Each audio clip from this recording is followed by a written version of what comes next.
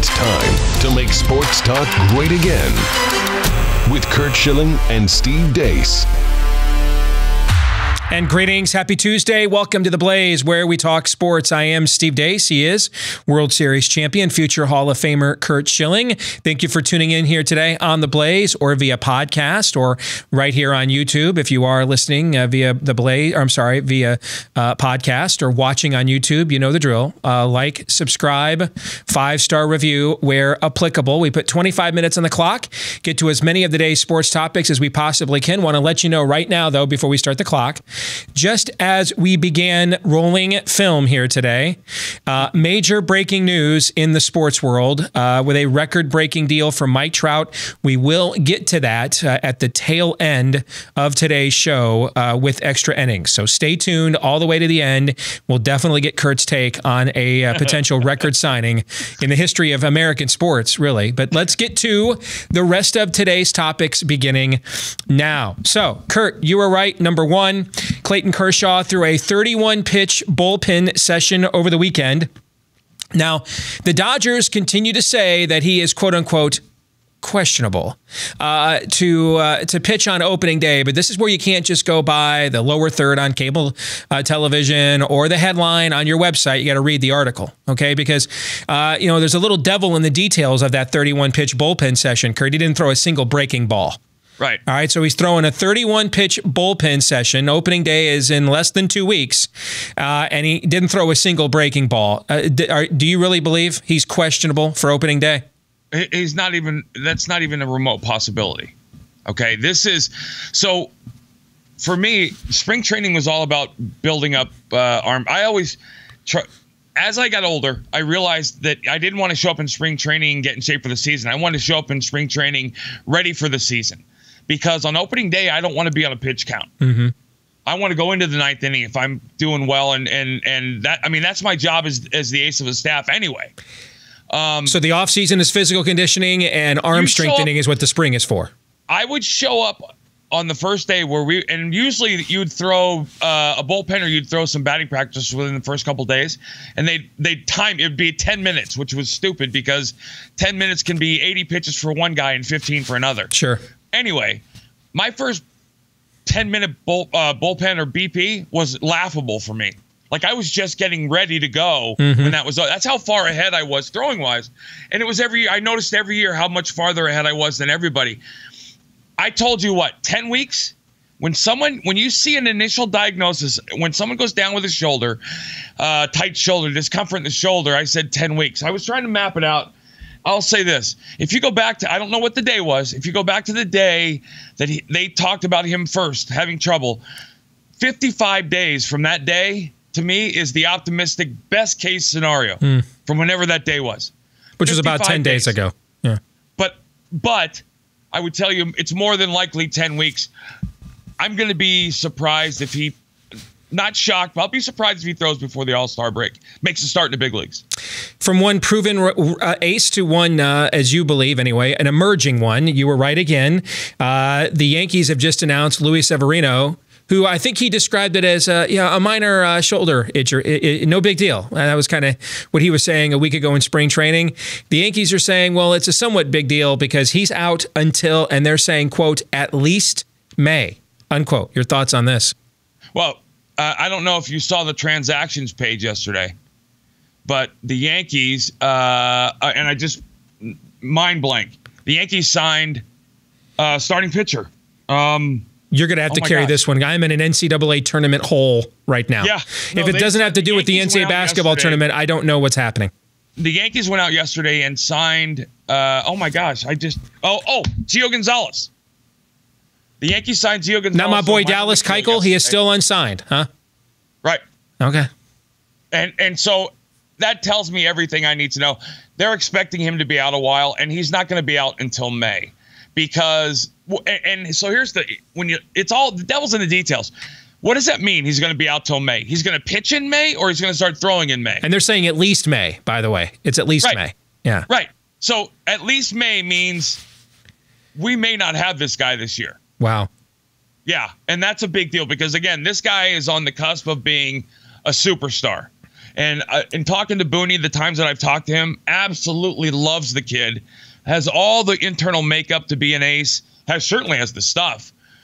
But this tells me with the Gonzalez signing and the May thing, I have no expectations of him throwing a pitch before the All-Star break. And I got to tell you, and I hope I'm not close to true here, I would be much more surprised if he pitches before the All-Star break than I would if he has shoulder surgery.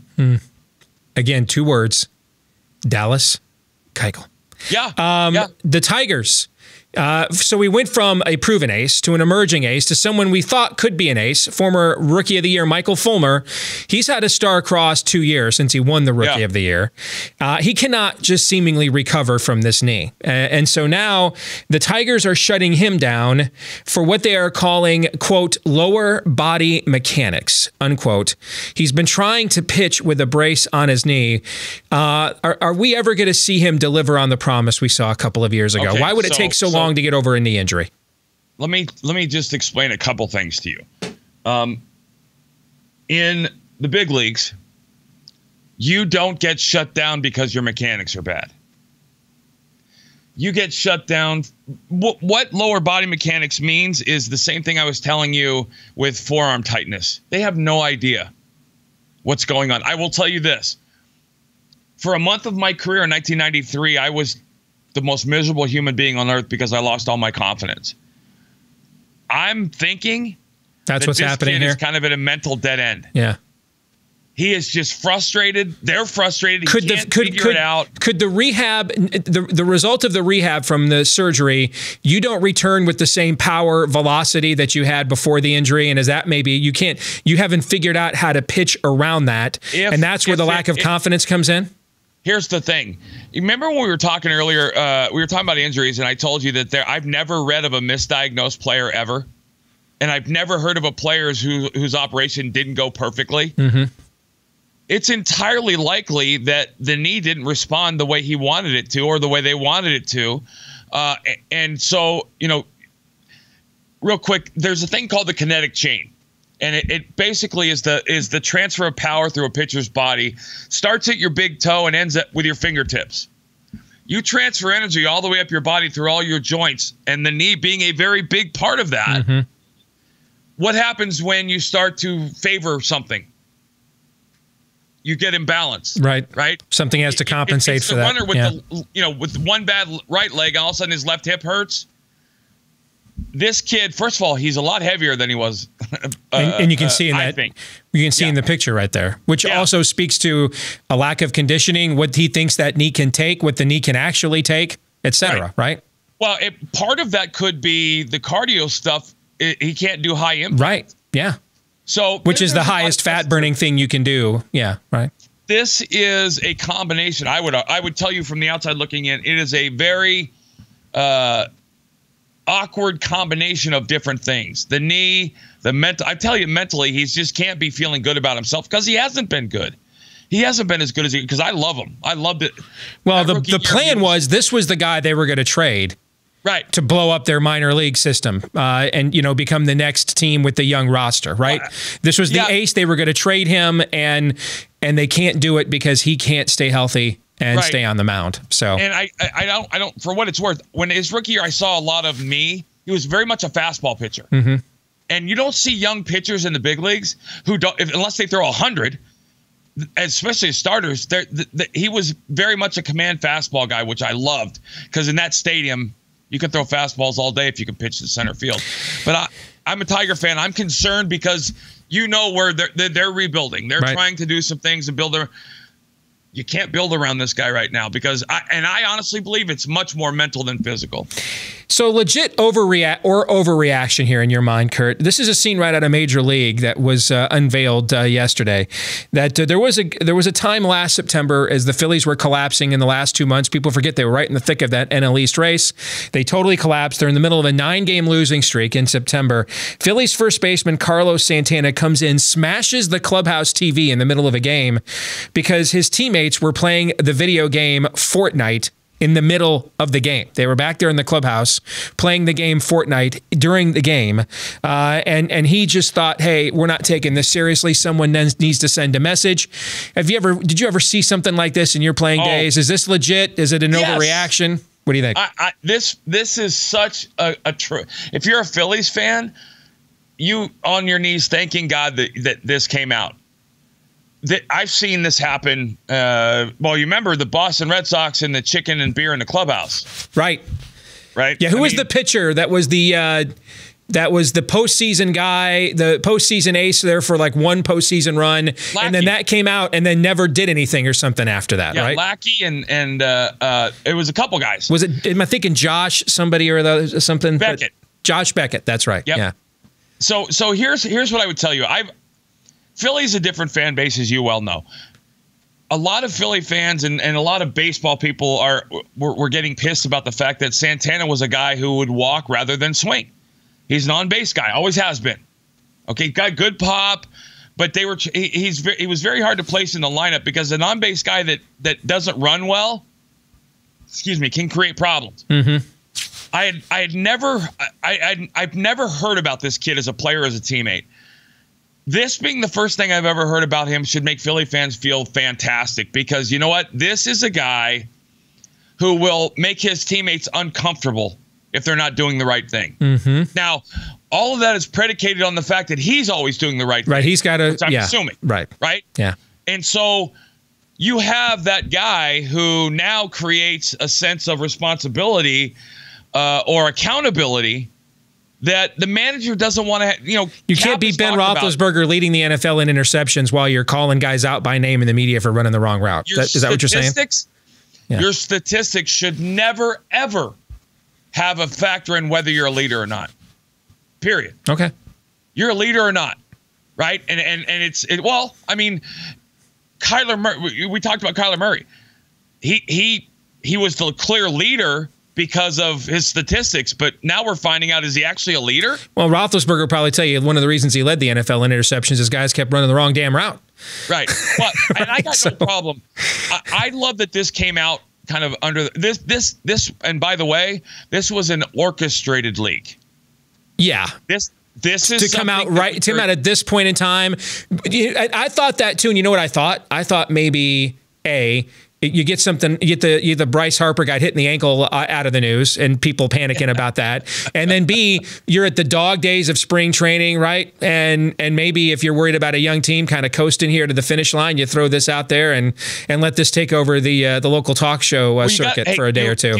I don't know. Did you when this happened, right? Last September. Yeah. Right. And it was during their 9-game losing streak. Right. They were in first place in August. They finished below 500. They collapsed. Yeah. And it didn't get the attention it deserved.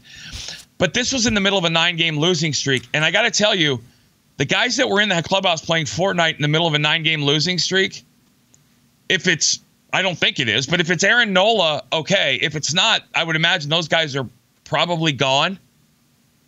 But you heard what's the big thing Kapler's talking about this year is kind of a different rule set, right? He wants to, but the last thing you want to do as a manager is have to be the guy implementing the rule set. Right. I got to tell you, it was when Buck Showalter left, got fired, and Bob Brenly came in to manage the Diamondbacks. Buck had a reputation of being a laundry list of rules guy, which was a completely false. It wasn't who he was, and we'll talk about that. It's a fascinating story. Anyway, the first day of camp, Bob Brenly walks in he has a cocktail napkin, and he says, "Guys, here are my rules." And he puts the cocktail napkin down on the table, and there's nothing on it. Basically saying, you guys are going to run the clubhouse and take care of each other and be accountable to each other. Mm-hmm. And that was it. And we had the team to do that. Cap doesn't, right? Or didn't. And for those wondering, you're referencing Gabe Kapler, the manager of the Phillies. Gabe Kapler. But and let me jump back. The reason that Buck, and I talked with Buck, by the way, the smartest manager I've ever played for, smartest manager I've ever seen. Buck told me, and I totally agree with this, when he inherited this team, remember, he was an expansion manager. Mm-hmm. They drafted literally 25 guys to open the season that nobody else wanted to put on their 40-man. Buck said, listen, I had to put those rules in place because I had no big leaguers on my team. They didn't know how to act like big leaguers. They know how to dress like big leaguers. They know how to conduct themselves like none of these guys would have been in big leagues were it not for the Arizona Diamondbacks. Mm-hmm. So and it's a natural progression. As a young player, you learn from the veterans.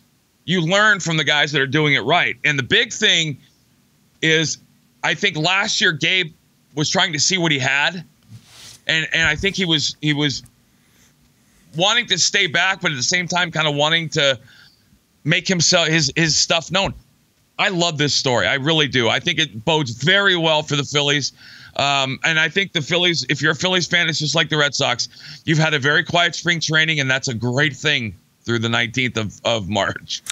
I think, it's only fitting if maybe we skip this next story because it's about skipping the NIT. Daniel Gafford of Arkansas has decided to skip the NIT to focus on the NBA draft.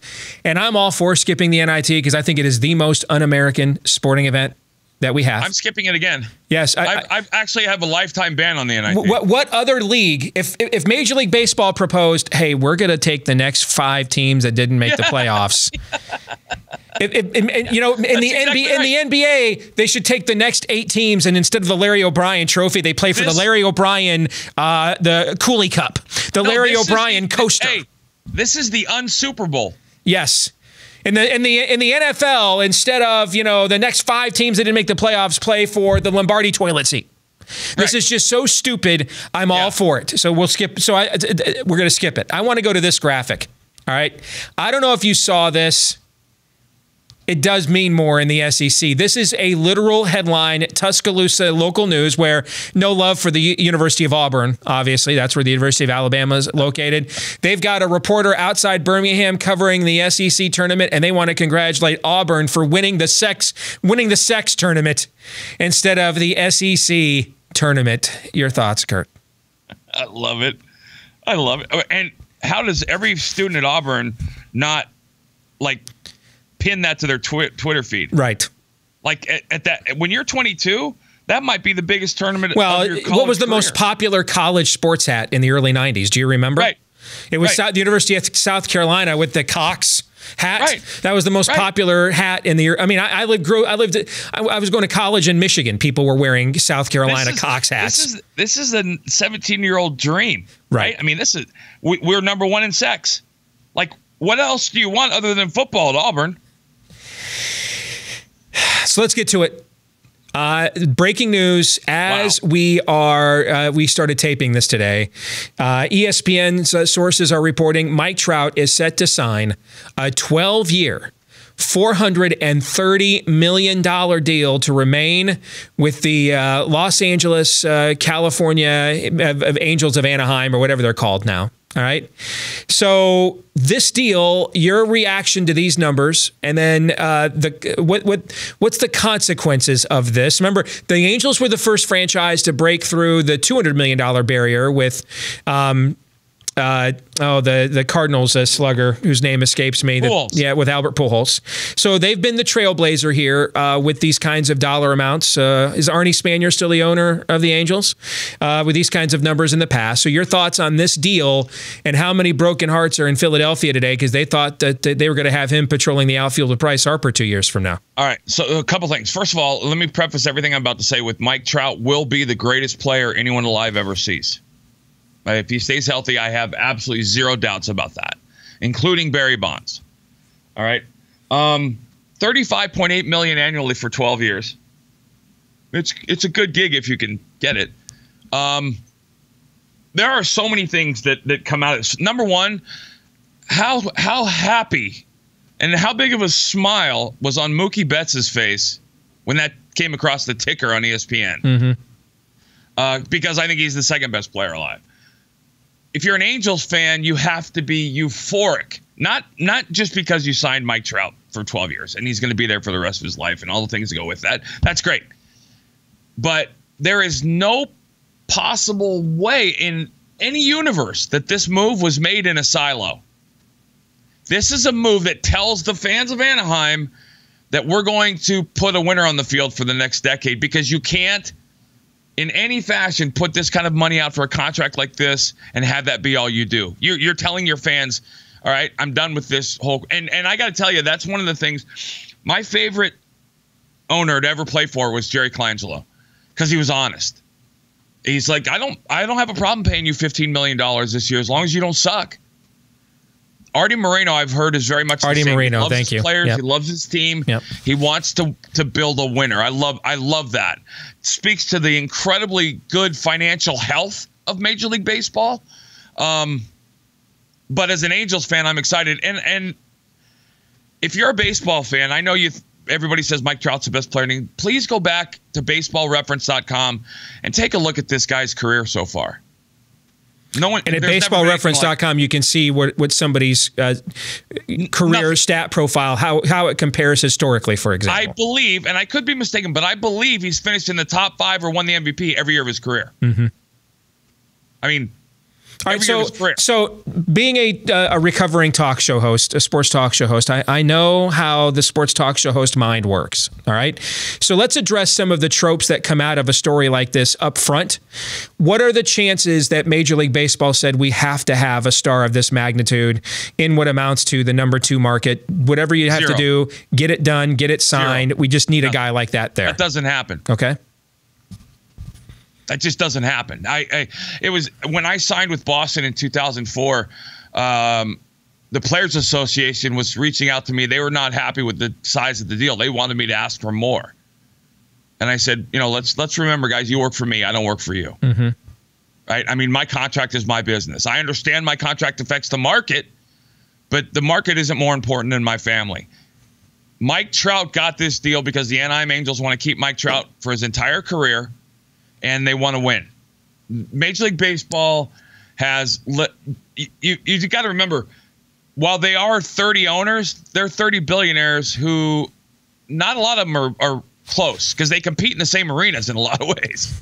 So, no, that had nothing to do with it. All right. What about the storyline? We'd have been better off trading him for an all-time haul of prospects. And if you look at the recent route to championships, what you're seeing in Major League Baseball is that if you're not the Yankees or you're not the Red Sox now, the Yankees and Red Sox are not doing the free agent palooza every offseason we saw when you were playing. They've actually grown players like Mookie Betts or Luis Severino and some of the people that have come up. And the Yankees got a bad rap for that too. I mean, they produced players like Derek Jeter, Bernie Williams, players like that, okay? But there's this, what about this idea, hey, look at what the Astros have done, look what the Royals have done, look what the Braves have done. This is the path like you see in the NFL with the cap. You go and get a young quarterback and get as many great players around him. So with the luxury tax, really, how many other guys can you really sign? We'd have been better off trading him and going young. Your reaction to that? If you would have been better off trading him, you'll know in the next 365 days, because by not trading him, like I said, you're all in. You've committed. There is no club, well, maybe the Raiders in sports.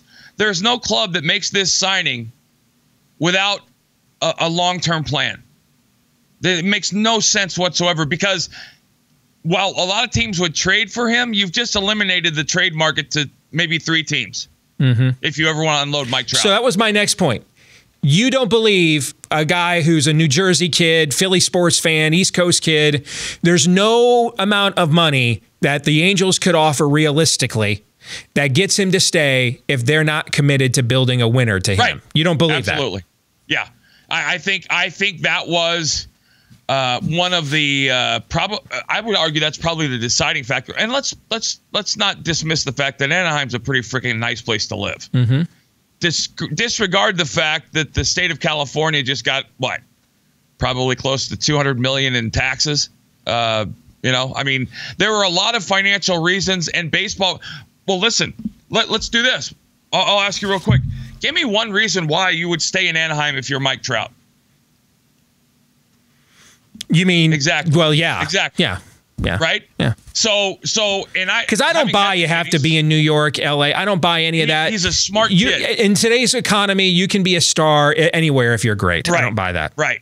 So if Mike Trout goes to Philly and they're a World Series winner, he's just as big of a star as he is if he's in LA. He's getting that money anyway. Right. In fact, he's probably getting more if he goes out on the market. But the fact of the matter was, they sold Mike Trout on the roadmap. You think they even offered specifics? Hey, here's guys we're targeting in free agency next offseason. Remember who is? Yeah. Okay. No doubt in my mind. No doubt in my mind. Meaning that he he's brought in and he's got enough on his plate with 162 games, but essentially he has been given a level of exposure to the internal plan that not even the Patriots would give a Tom Brady, for example. Is that what you believe has happened? I agree, and I also think I was going to go back to your last point. I don't think MLB is happy about this. I don't think they wanted him there. That's not that market is never going to be. It's a big market, but it's never going to be New York or Boston. Well, remember, for folks that want to question whether that's, Curt kind of got a hot takey on you, you go back to late last summer, and we were discussing this on the show at the time. There was a lot of complaining about Major League Baseball doing nothing to market Mike Trout sitting there in Southern California. Remember, we were talking about this at that time. Vladimir Guerrero in Montreal. How can Southern California? I mean, I lived in Anaheim as a little kid. Right. You're literally a stone's throw from L.A. It's basically a suburb of L.A. How can that not be considered a major market to Major League Baseball? Right. But that depends on the financial situation of the team. Market size has nothing to do with how Major League Baseball rates markets. Mm-hmm. It's all about ad revenue and dollars. So you think, final bow on this, you think Angels fans are the big winners here because of what you think the repercussions are? After Mike Trout, absolutely. Right. After Trout and his agent, Angel fans are, I think, huge winners because this will not. I guarantee you, this will not. This is the first move in the full rebuild of that franchise. So I mentioned a minute ago, I'm in an NCAA tournament bunker right now. I forgot the name of the Angels owner. I forgot who Albert Pujols is because right now my mind is totally preoccupied with those 64 games that are going to start on Thursday.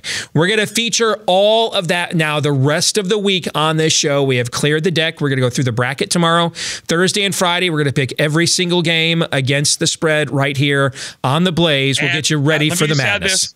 If you're a new subscribe. If this is your first show, go back and watch yesterday's show before you do your bracket. Yes. Because as loath as I am to admit how unbelievably smart this guy is, his gambling, I don't know what the hell to call it. Well, let's just put it this way. He's really, really good at what he does. I'm good at researching other people's research. Right. And then putting it in a package that makes it easier for other people to understand. That's what I'm really good at. Yes. You allow dumb people to look smart. All right, Curt, we'll talk to you tomorrow, brother. Take care. Take care, buddy. Yep.